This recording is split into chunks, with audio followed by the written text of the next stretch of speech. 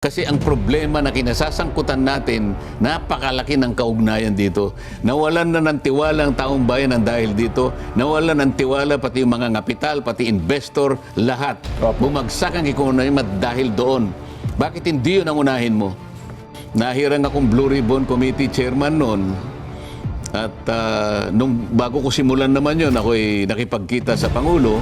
Opo. At ako nga ay kanyang binigyan pa ng lakas ng loob at binigyan niya ako ng USB na magagamit para umpisahan lahat ito eh. Totoo po, totoo.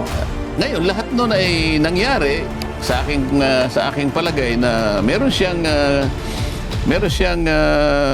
basbas doon sa gagawin ko. Oho. O ngayon, lahat ng mga apektado, lahat ng mga lumilitaw na may kinalaman sa malawakang pagnanakaw na yan ay gumagawa ng paraan para usigin ako ngayon. Oho. So, ang ginagawa ko naman ay para sa ikalulutas ng problemang ito.